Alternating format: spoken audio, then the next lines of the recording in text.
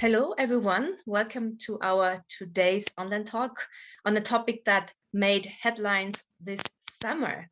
We'll look with you at a controversial MIT study from the 1972 year that forecasted the collapse of civilization, and we will discuss with you opportunities that arise when we start to really value our ecosystem. In order to do so, we invited two versatile experts who will inform our discussion today. Please welcome with me Gaya Herrington from KPMG US, who's joining us from Washington, DC, and Dr. Oliver Schelske tuning in from Zurich to represent the Swiss Re Institute. Thank you both for being with us today. I am Marianne Schörling, Head of Stakeholder Engagement at the Geneva Microlabs, and I will be co-moderating our session alongside Dr. Ekkehard Ernst, President of our Think and Do Tank. If you would like to know more about our work, kindly visit us online. In a nutshell, we are combining the thinking and doing towards United Nations Sustainable Development Goals. We look at how new technologies can support a sustainable future, and developed within our initiative Geneva Impact, a new venture builder approach that is currently coining the world of impact creating investment. We are an interdisciplinary team based in Geneva. This is where we are tuning in from today, where we are working at the heart of an international community that is striving to support sustainable development by leveraging collective intelligence. What we do is we host conferences, webinars, a design thinking program, and trainings where we enable better recommendations and best practices to address global challenges. Now, challenges, that's actually a keyword of today's discussion. In the last month, we all saw a cascade of alarming environmental events from Western US and Siberian wildfires to German floods, and a report that suggests that the Amazon rainforest may no longer be able to perform as a carbon sink, a topic that we touched on a couple of weeks ago in our last impact talk. Now, paired with the pandemic and related containment measures, pre-existing drivers of fragility and notable conflict resulted in economic hardship, which we see widening inequalities, and also this exposed the structural vulnerabilities of civilization. And since our work at the Geneva Microlabs is solution-oriented, we wanted to touch on the question with you today: what happens if business as usual continues, and what are the limits to growth? And which opportunities does ecosystem valuation provide?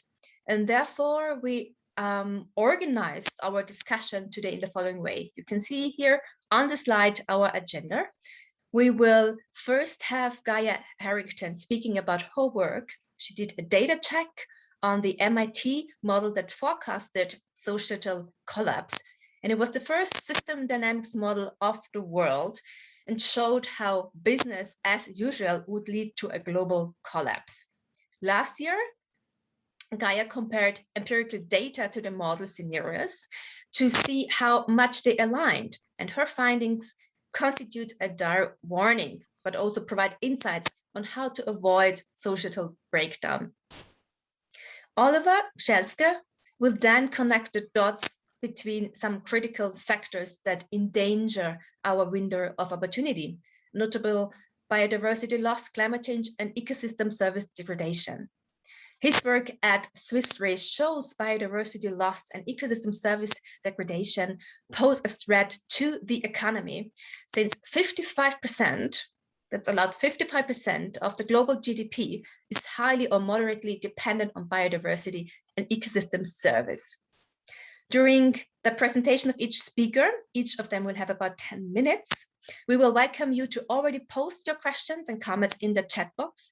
After the speaker's input, we will go then right into the Q&A session, where you will be able to directly engage with Gaya and Oliver.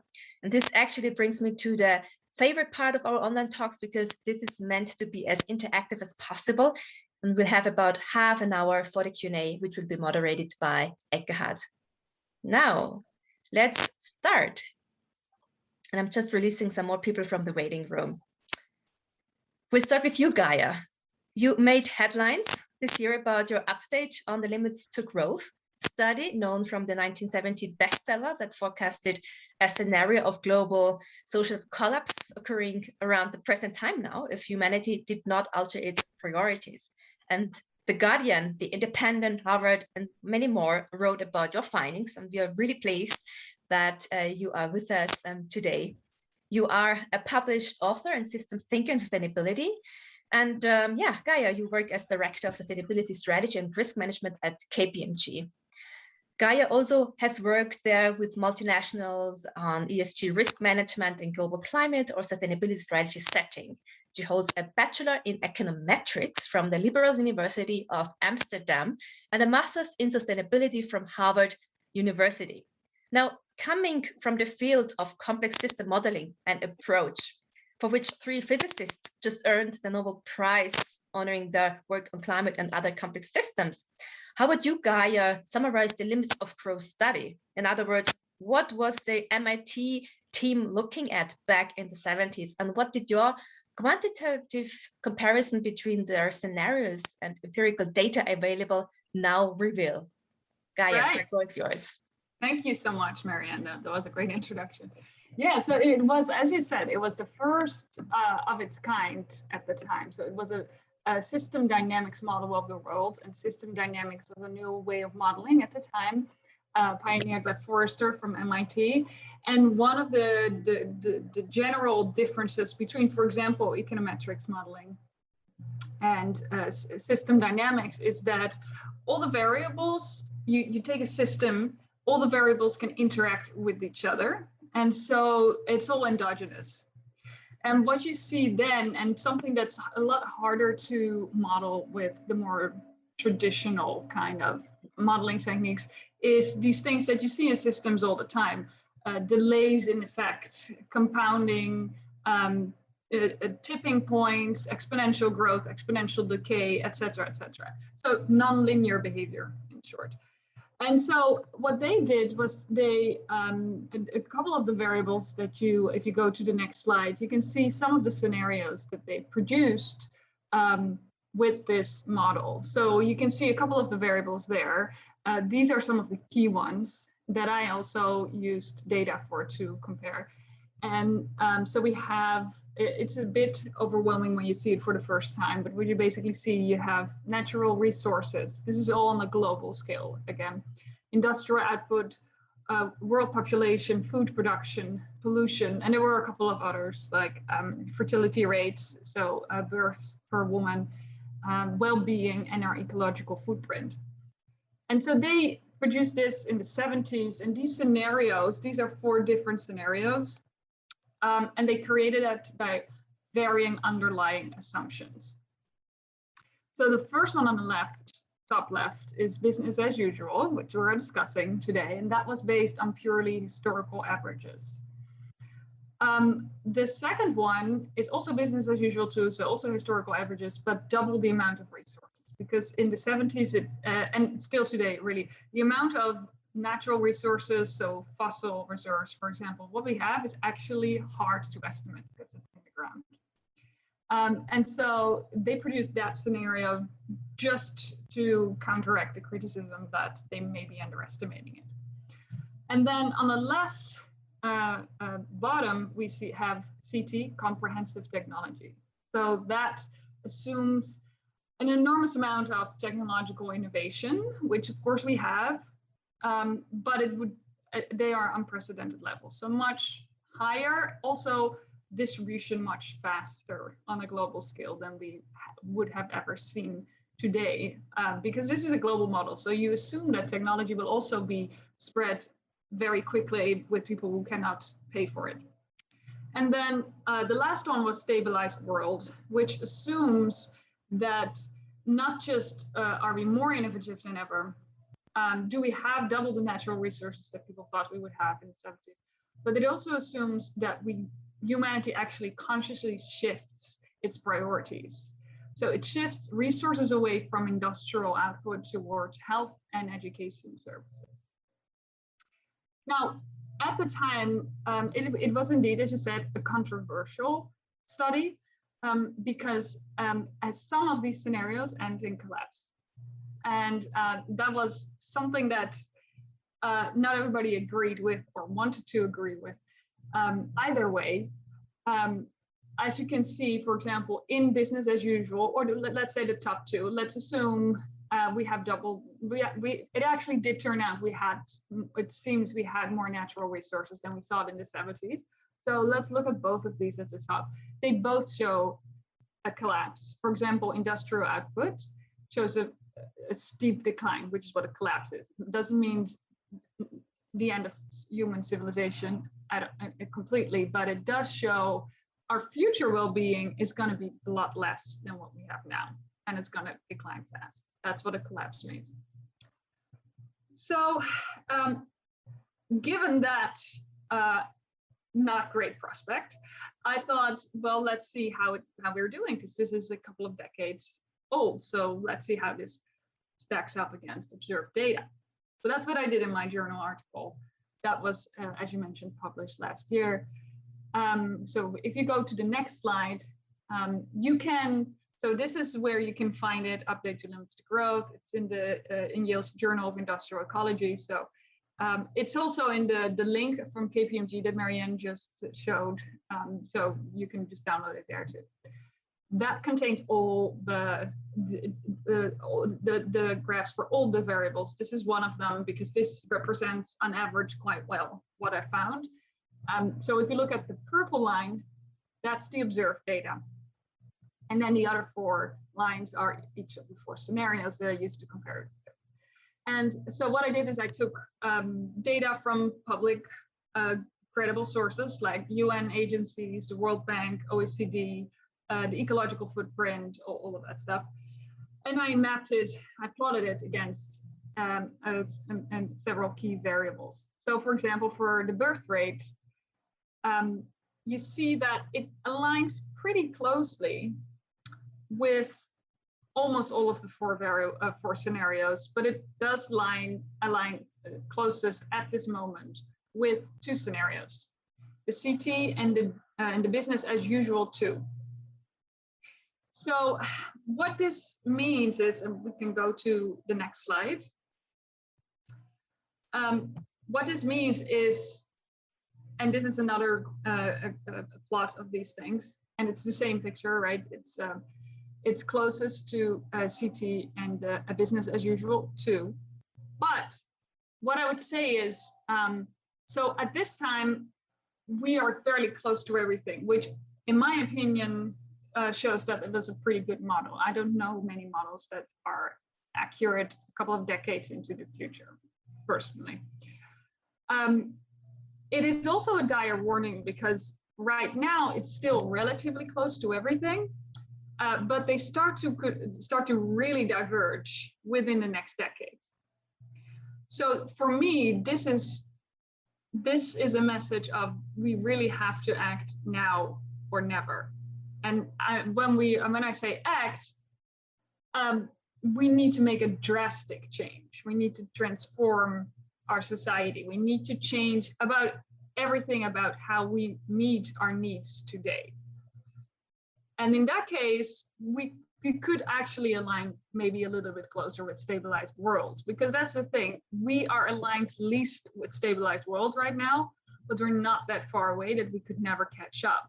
So a lot of those times I get into this discussion and there's always someone who says, but we're probably then in comprehensive technology, right? So we're gonna have some declines, but it's not a collapse. And it just seems a very unambitious attitude. First of all, business as usual too is more likely, because if you go back 2 slides, what you see there, the cause of collapse is pollution. So if you go back another 2 to 4 scenarios, basically what it means is now that we had double the natural resources, we could continue business as usual for longer, and then it's not, and because the constraint of resources is relaxed, we meet another limit, which is pollution. So basically what we see is that that's the climate change scenario, because CO2 is a pollutant at this point, and that's what I use as a proxy, the CO2 emissions. But even then, that's not even the only pollution that we have. We have we're choking in plastic. There are a lot of toxins and chemicals that are basically messing with our bodies every day. We have air pollution, water pollution, etc. I didn't even take those into account. I just used CO2. And as you can see in comprehensive technology, there are some proper declines as well.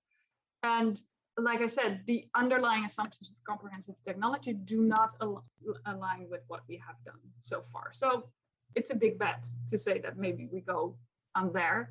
And again, I would argue that the key point actually of this research is that it would be very unambitious to just cross our fingers and hope that we're in CT. And we should aim for something more ambitious like stabilized worlds. That's it. And I think that's actually a very good segue to Oliver, speaking of ecosystem collapse, because I think his research maybe also would suggest we're closer to business as usual too. Thank you, Gaya. Actually, you did my job. I don't even have to moderate to get Oliver on stage. But yeah, thank you so much for sharing your thoughts and your insights about your research. And I'm looking forward already to the Q&A session that will start after Oliver's presentation. Now, working with nonlinear system dynamics is certainly not an easy task, but it seems like the model you looked at can provide a good description of some of the macro behaviors of today's global system. As a fun fact that I have not mentioned before, there is a theory called after you, Gaya, the Gaya theory or the Gaya principle, which was formulated by a chemist named Lovelock, if I'm not mistaken, in a completely different context, but it offers sustainability principles, which I find quite interesting. And the theory the Gaya theory predicts the causal link between increased biodiversity and increasing stability of population, and states that in nature, nothing is wasted. And this brings us really nicely to the second presentation with the title, Nature's Contributions to People Are Not Unlimited by Dr. Oliver Schelske. Oliver, we are really happy to have you with us today. You work at Swiss Re Institute, which is also featured by The Guardian and alike, for instance, on your finding that trillions of dollars of GDP depend on biodiversity. You are Director of Natural Assets and ESG Research at Swiss Re Institute and responsible to integrate biodiversity and ecosystem services into reinsurance. Now, the Swiss Re Institute produces data-driven research across the Swiss Re Group, a leading wholesale provider on reinsurance, insurance, and other insurance-based forms of risk transfer. And you co-headed there the risk research, relations, and issue management, and put the topics food security and renewable energy on Swiss Re agenda. Prior to Swiss Re, you were head environmental management and senior sustainability consultant at the engineering company Ernst, and Partner, serving mainly governmental clients on all levels. Oliver studied economics in Germany, USA, and holds a PhD on biodiversity economics from Zurich University, where he also did fieldwork in mountain fens. And a fun fact at the very end, Oliver is a passionate and appreciating gardener. Maybe you can explain more what this means. And we are really happy that you're joining us today. Oliver, at Swiss Re, your analysis combines the assessment of the capacity of ecosystem services with materiality assessment of the economic sector's dependency on nature. It provides insight in terms of vulnerability. And now the question to you is, to what extent is it a starting point to prioritize ecosystem services as we face the twin challenges of biodiversity loss and ecosystem service degradation? The floor is yours. Marianne, many thanks for the kind invitation and kind introduction, and also Gaya, thanks to you for the nice handover. And I have to say first on the fun fact, the appreciable lazy gardener, the word appreciation comes from Gaya when we were introduced ourselves, because I said, well, the lazy gardener is the gardener that does not come with the pesticides, that leaves the grasses grow. And Gaya said, well, yes, exactly. You appreciate that the grass grow, for the sake of that there is definitely certain wilderness in my garden. And Marianne, to your first question, indeed, we face a crisis that even some say it's a triple crisis. It's a biodiversity loss, ecosystem service degradation crisis, a climate change crisis, and a pollution crisis in general, as Gaya has pointed out, because we have many more pollutants like plastics that do harm to the environment and to humans. And in a way, my main message is that yeah, we take nature's contribution to people often for granted, but these contributions are not limited. So we have to be aware where are limitations, and we have to make sure, even from a pure utilitaristic position, ecosystem services, that yeah, already as of today, there are limitations, and our economy, our society have to cope with these limitations. It's a social issue, and definitely it's a forward-looking issue if we take climate change into consideration, and if we take the models that Gaya updated, matched with empirical data, into a forward-looking perspective. There we see we may face a situation where time really is running out. And with that, maybe we come to the first slide, please.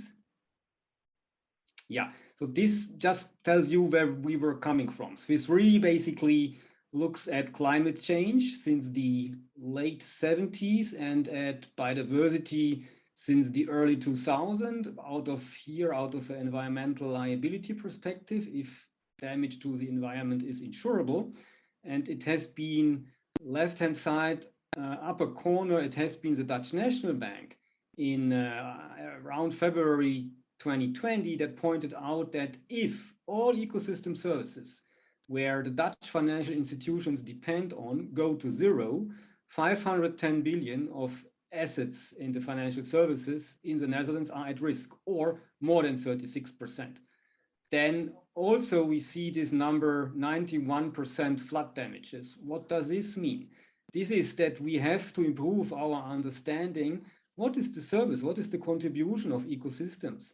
And so this is not Swiss Re. All these data are from independent sources, from scientists. We've noticed that scientists found out that if you have intact coral reefs, the coral reef absorb the power of the wave that come as a storm surge if tropical cyclone hits the coast. And if you have a tropical cyclone in a 1 in 100-year event, but no coral reef service to reduce the power of the wave, flood damages to the property behind the coast would increase almost 100%. On the other side, a huge opportunity, World Economic Forum has pointed that out, but also many other institutions. If we invest in nature-based solutions, it's a 10 trillion opportunity, and it gives almost 500 billion jobs by 2030. And the last point is the decline of wild pollinators that largely contribute to a diverse menu, I have to say, not to food security so much, but to a diverse menu. And we know a diverse menu is a healthy menu. So then on the right-hand side, this was the OECD in preparing the G7 Paris in 2019, pointing out that the loss of biodiversity, or say the loss of nature, can lead to physical, transitional, litigation, and even systemic risks. So in one word, physical risk, this is what Gaya pointed out. It's about scarcities, it's about cost increases, it's about risk to the supply chain of industry. Transition risk is that, yeah, it's about shifting consumer preferences. Consumers buying more carbon-friendly, more biodiverse-friendly products, such that industry has to be on the side of shifting consumer sentiments, but is much more.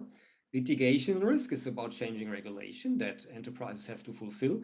And systemic risk is if that, what the Dutch National Bank points as a scenario, materializes on all financial markets. So it's a huge risk and opportunity. Next slide, please.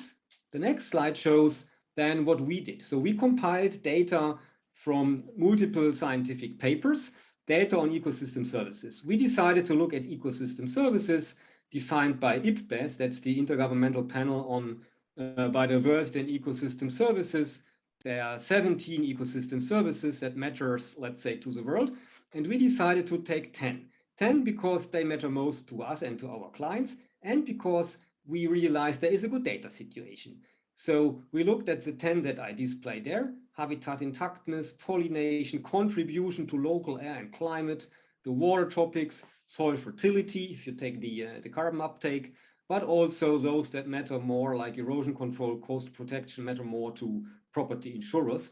And we took data from these peer-reviewed papers and aggregated, as it reflects the state of these ecosystem services, on a square kilometer.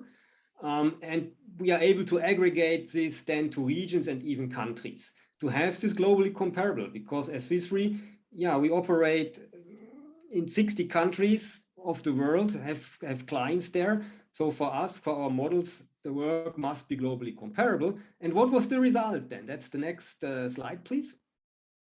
So the result is a global map that shows us these contributions to people as they are matched, found by these recent papers, from very low to very high. And the red dots are the spaces on Earth where nature contribution to people, so timber production, food production, you see the deserts, you see areas where the water security, the water quality is low. You see these areas. So Earth is a habitable planet, but not each square kilometer on terrestrial land is habitable. So we have issues, and we have to manage, especially the green areas, that's sustainable, that we can continue civilization. Maybe the next slide, please. So these are our, let's say, macro data, if we are at the macro lab. So we found out, aggregating all the data, that 39 of the 195 states we looked at have these nature contributions to people in a very low state on more than 30% of the land. Whereas on the other hand, we see 30 countries where these ecosystem services are a very high state, on more than 30% of the land. And if we bring it to GDP numbers, I come to this later, we see that 55% of global GDP is highly or moderately dependent on biodiversity. And I have to say, this data we took corroborating with United Nations World Monitoring Center in the UK, because they have the Encore database that does this dependency assessment as a materiality score. So we really accessed different data, different empirical data, and we have been testing group of Encore database with United Nations to test the data, check the data from a user perspective. Maybe the next slide, please. Yeah, so this gives you an impression how we can screen into the square kilometers, zoom in. That's the French example, and we can do this for all these square kilometers, even zoom in further, such that we see a situation where our offices are, for example, or where production facilities of clients are. It's again the very low to the very high contribution. Maybe the next slide, please. And that's the materiality assessment from Encore. And we matched the materiality assessment on a scale 1 to 5. Yes, it's qualitative, but they did this over years with a couple of experts behind from academia, but also from industry. Is a no-brainer. If you look at these 10 ecosystem services, it's a no-brainer that number one, highest dependency on nature for sure is agriculture, forestry, fishing. But also what is then interesting, if you look at the GDP dependency in the next slide, here we see mining, quarrying, manufacturing, and utility sector also depend highly on ecosystem services because they need a lot of water. So then we scaled this down to, let's say, 90 countries where we have GDP data by a sectoral decomposition. And this is the Japan example. We can do this for 19 countries. That tells us, okay, for Japan, 53% of the GDP is highly or moderately dependent on these ecosystem services. Why that? Because Japanese economy is not that much dependent by the GDP perspective on agriculture, forestry, fishing. However, manufacturing, especially in Japan, very strong manufacturers, but also the real estate service strongly contributes in total to almost one third of Japan's dependency on biodiversity and ecosystem services. So we really try to bring this into sectors, and we can scroll down into, this is a 20-sector model. We can really scroll down and dive down. One more slide, please. I'm coming to an end. Yeah. So this is then kind of aggregation of the aggregation, what we called boomerang, I have to say we have to be careful here. So we didn't coin the term. We interpreted the number as a boomerang because the message would be, if you take nature contribution to people for granted, if you overuse, it may come back as a boomerang. You have the boomerang economics. But I found out there are institutions, consultancies, accountants that use the term boomerang economics before us. So we don't use it here, but anyway, it reflects a boomerang picture if you do the overarching lines. And this figure shows you on the y-axis those countries where let's say, the nature is quite pristine. So still a lot of areas with very high ecosystem capacity. And the x-axis is those where the capacity is low. And then we also match this with the dependency on BES, the GDP dependency, such that we can classify countries and could potentially make a recommendation to make sure not to overuse, to sustainably use the resources in order to not overuse nature. With that, I think we can close and come to the discussion. There is maybe, Thank you, Oliver. Exactly. That was the last one. Thanks. Yeah. Thank you, Oliver. That was really insightful. And indeed, we now are moving to our discussion session, and I'm handing over to Ekkehard, who had an eye on the chat. Please feel free to add your questions. We already have some of them in the chat, and we'll provide you the opportunity to ask your questions directly to the speakers. Ekkehard, over to you. Yeah, thanks, Marianne, and thank you, Gaya and Oliver, for these great presentations. Great to have you here and to listen to what you have to say and to share with our community. I see that you have already started here exchanging in the chat, so that's great. Please continue and post your questions there. I will take them more in the order of how they seem to make sense to me rather than in chronological order. So I would start with Gabor, who had a question, I think, specifically to Gaya, but I guess it's something that Oliver wants to kind of chip in as well. So Gabor, if you want to unmute yourself and maybe put on your camera and ask your question yourself, please go ahead. Yes, thank you. Well, you know, I imagine it's very difficult to, impossible to evaluate if there is a tipping point and everything is thrown into a chaos. Or for that matter, if there's a black swan event like the pandemic that we just went through, that could come back in another form and be more deadlier. So how do you account for that? I mean, is it possible? Is there a way? And also for the Swiss Re data, was there was the pandemic accounted for in your evaluation or your predictions or projections? Thank you, Gabor. I don't, I'm not sure this is in this sense something that's that hard to model with a global, obviously the very precise incident of COVID-19 is it cannot be predicted. At the same time, if you look at the interactions, I mean, it is quite common scientific opinion that climate change has made these kind of viruses more likely. It's basically because we're transgressing into, if you look at biodiversity, we're transgressing into animal habitat, and so this is only going to be more likely.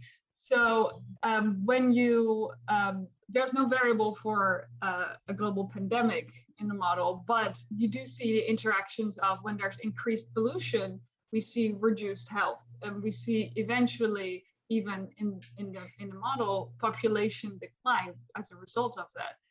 We see damages to food production and that sort of thing. So these kind of things, not this specific incident, but these kind of things were actually already predicted a couple of decades ago as well. Not just by, I'm not talking about this model, but also about ecologists, etc. They said, if we keep doing this, we're going to have more of these viruses from animals spreading over to humans.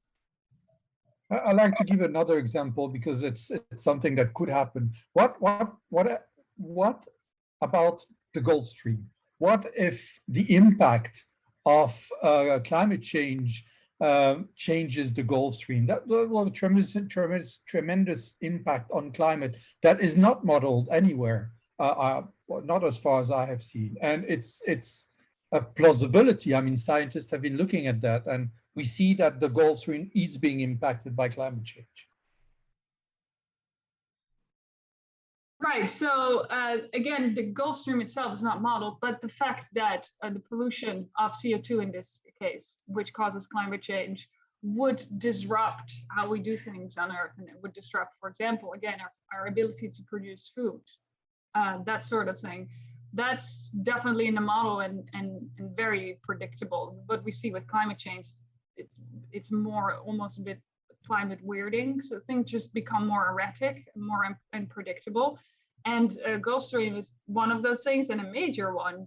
But the fact that these kind of things are happening we were already warned about that for a couple of decades, unfortunately.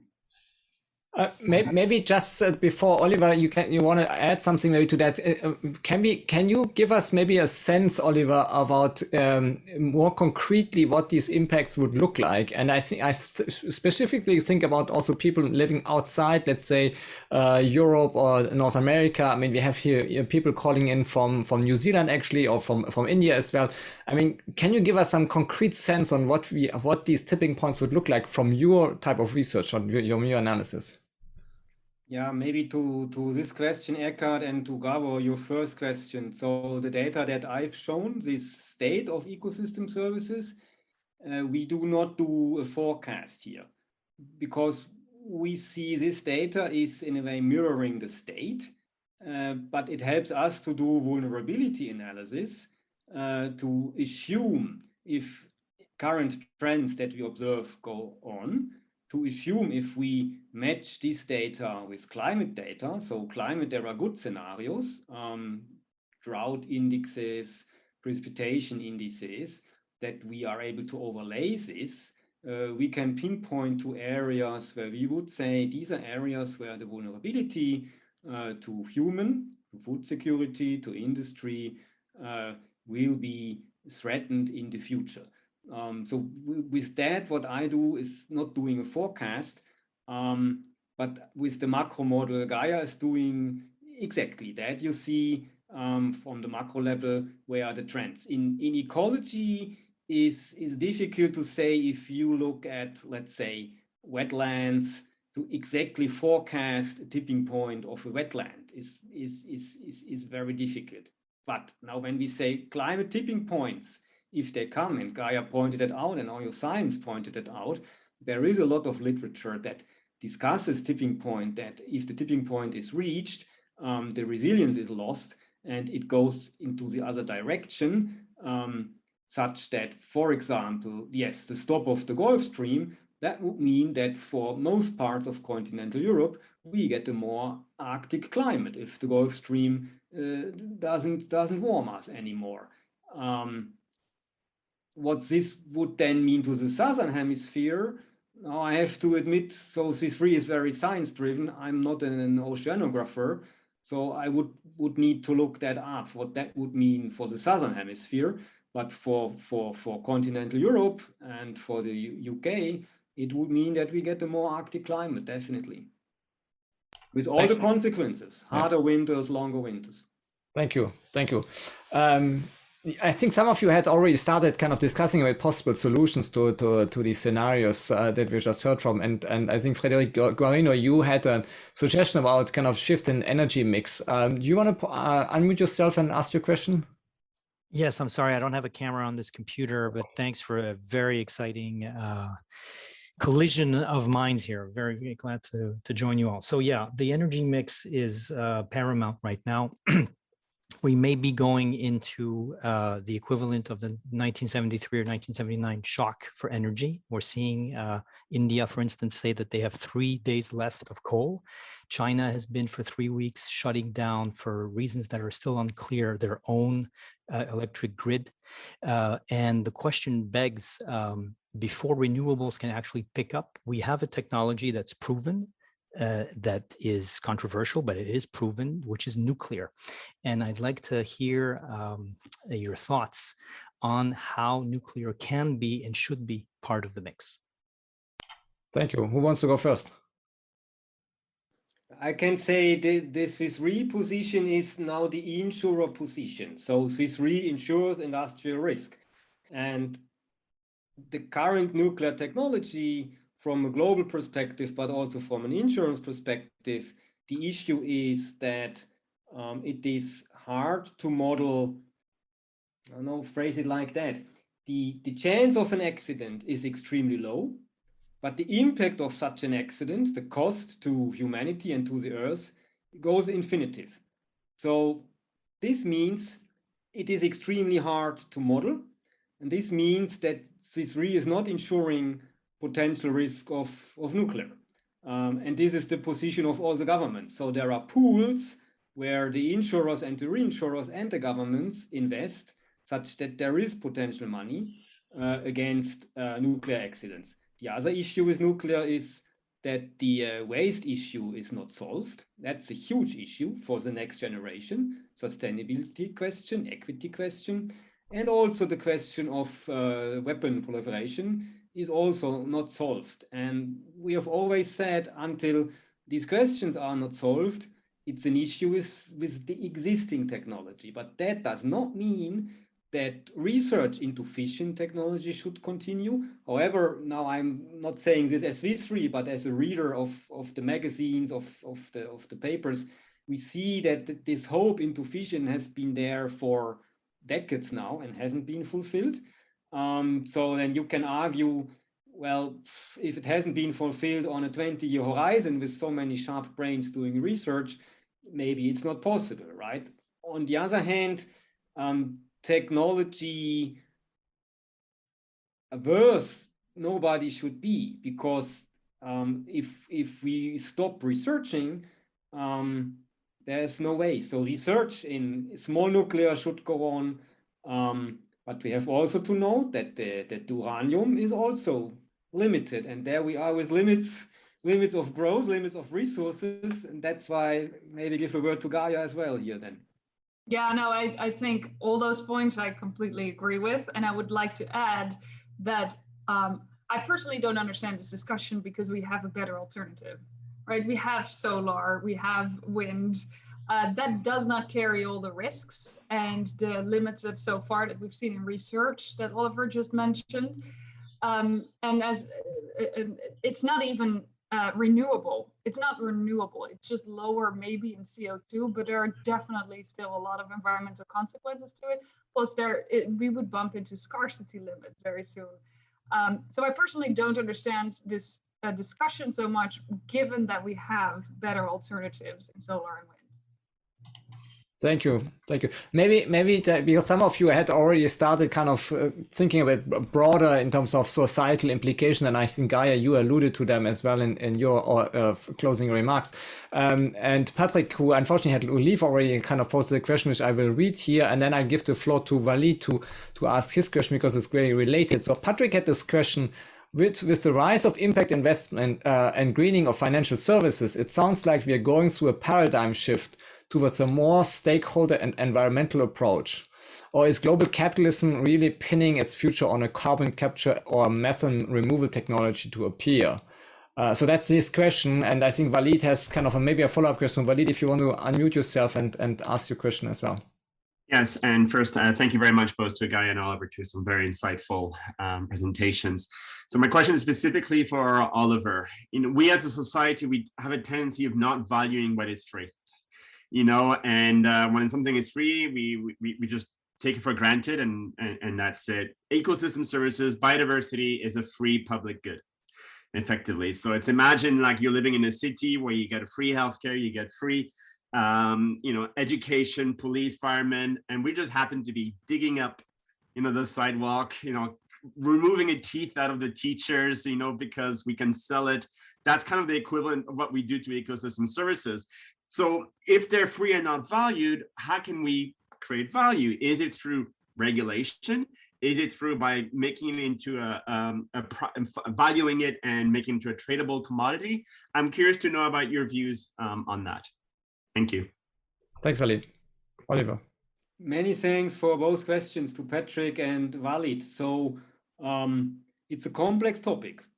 I think the first thing to do is really to factor in negative externalities.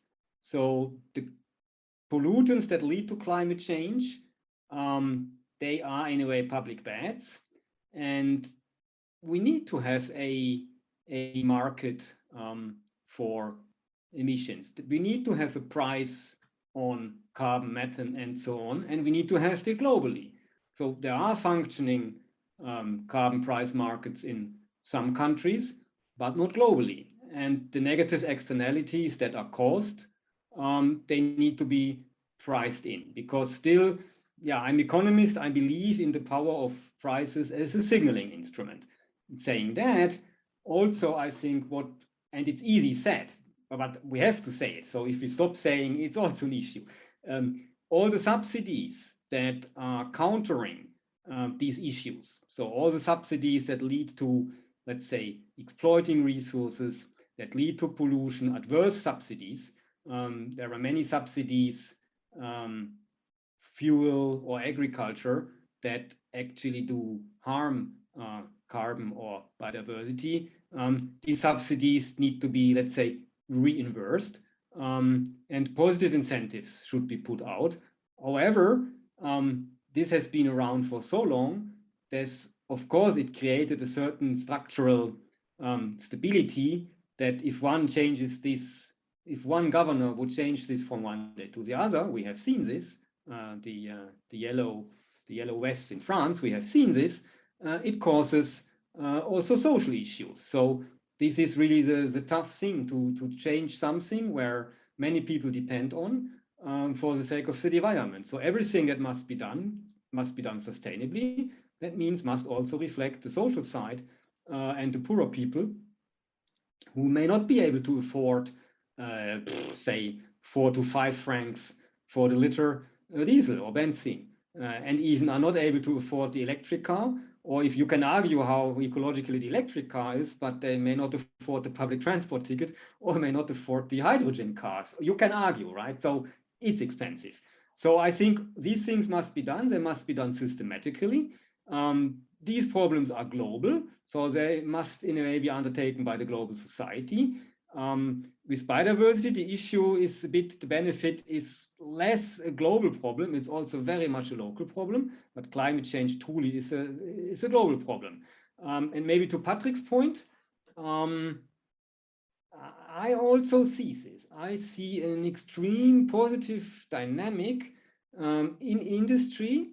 That means secondary sector, but also in the financial services industry, to take into account and have a greener economy.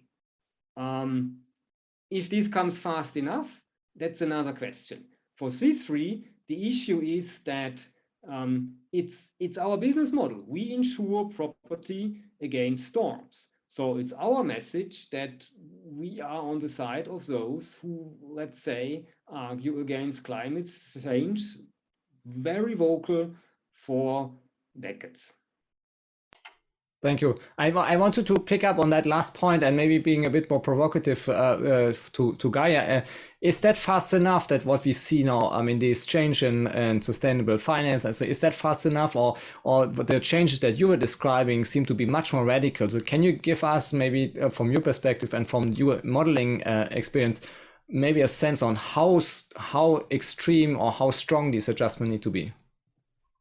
Yeah, no, that's right. It needs to be very strong. We're basically, sometimes in history, you know, not much happens in decades, really. And decades are going to happen for us, humanity, in the next 5 years. What I mean with that is if we don't make radical changes from now until the next 5 years, it will determine the future significantly for the rest of humankind. So, like I said, a lot of this is still very much in the economic framework of pursuing growth growth, which is very narrowly defined as GDP growth, very much in the mindset of neoclassical economics, which is not economics, it's just one school of thought of economics, but it's so ubiquitous that everybody just thinks it's the same thing. And I think that all of these entire frames of how we see the world, of how we see ourselves as human beings, not just consumers and producers, like in neoclassical economics, it's such a wider range of people. The effect of power, right? This idea that the market solves everything. You can't possibly look at reality and think that that's works. It's because neoclassical economics doesn't have the influence of institutions, of powers, again, of systemic forces. It's not even in there. We're all just very independently acting producers and consumers, which just doesn't work, right? So yes, we would have to completely redefine our economics and even redefine what our purpose is, what our role is in the world. And so it's absolutely true that we need to change, for example, implicit fossil fuel subsidies. That would make a lot of change. But I do think we need to step back and say, why hasn't that happened before? Wasn't the market supposed to take care of this? And again, then you go into a lot more existential considerations. Yeah, maybe to add on that, it's also what we measure. What we measure is in our brain, and we measure GDP. But it were Amory Lovins and Ernst Ulrich from Weizsäcker in the 90s, I think. They said you have to measure how you become more energy efficient. You have to measure how you see the growth in renewable energy resources. And I think we have to come to a point where we measure, let's say, our progress to become nature positive, our progress to become, let's say, climate positive, net zero on climate, net zero on nature. We need to measure progresses towards this, and we means the countries, but also the corporates. And then you have also kind of growth, right? Excellent. I think we have time for one last quick question. I think, Jan, you had one, and then I hand it back over to Marianne. Yes, thank you, Ekkehard. I'm a bit concerned.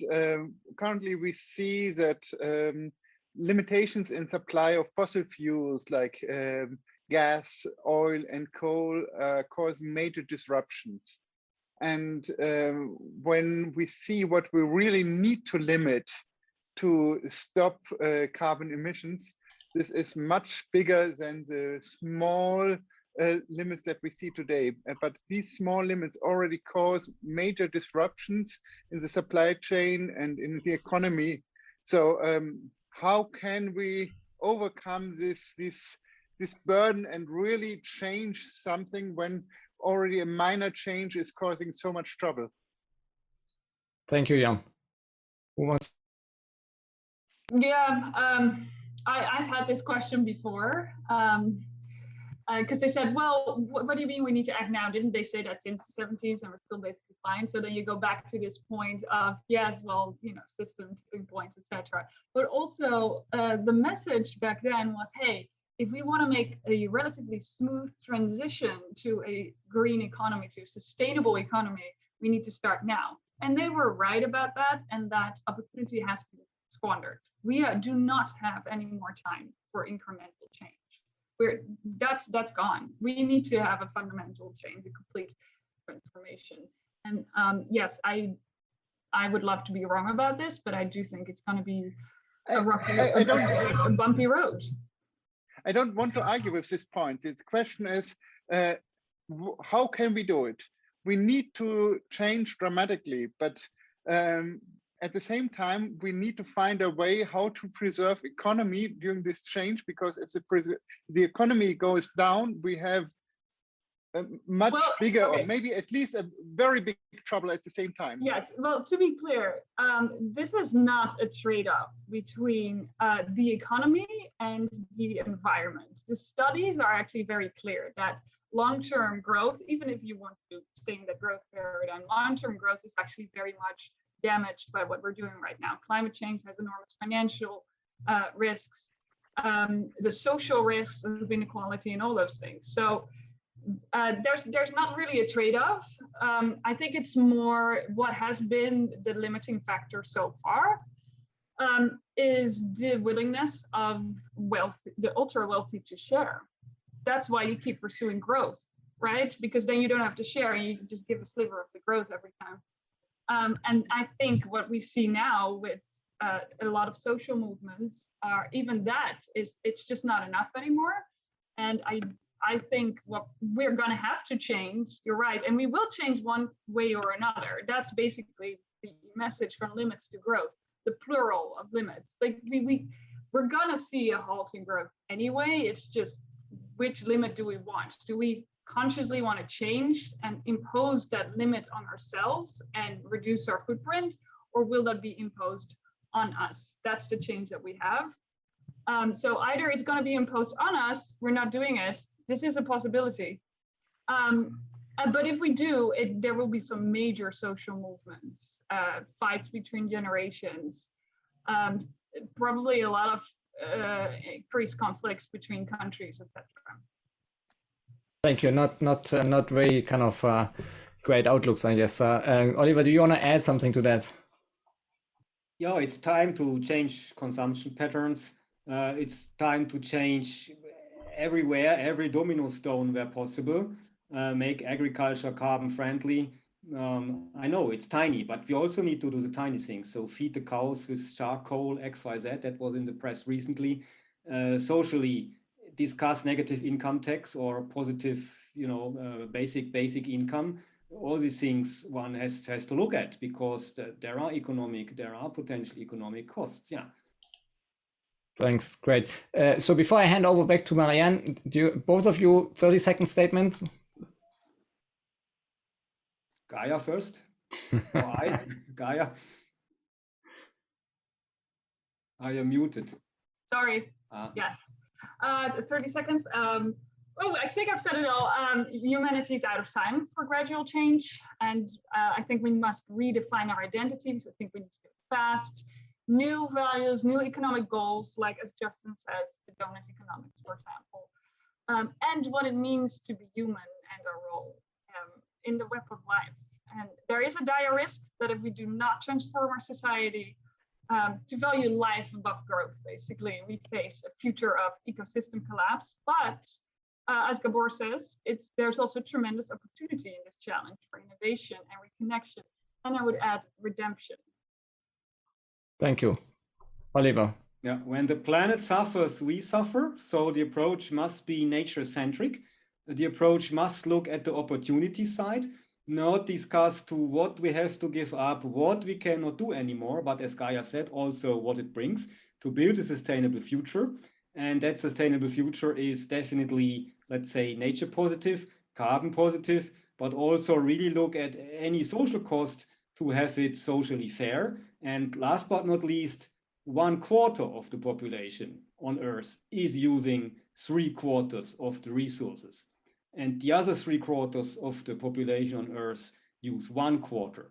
And there are so many people on Earth who do not have 24 hours times 7 energy and not access to good and clean food. And these are also issues that also need to be solved in a way immediately. United Nations SDG goals, yeah.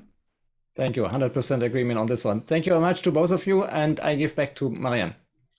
Thank you very much, Gaya, Oliver, and also to you, the audience, who really participated as usual, very interactively. Thank you for your participation. Wrapping up our session today, I would like to remind you that you can find us online. Please reach out to us and discover our videos, the recordings on YouTube. Leave us a comment, write us on LinkedIn, and please let us know if you would like to know more about our work. We will be back on air very soon. We will reach out to you through social media. And I would like to wish now all of you a good rest of the week, and we are looking forward to reconnecting with you very soon. Thank you and goodbye. Thank you. Thank you. Bye. Bye, thanks.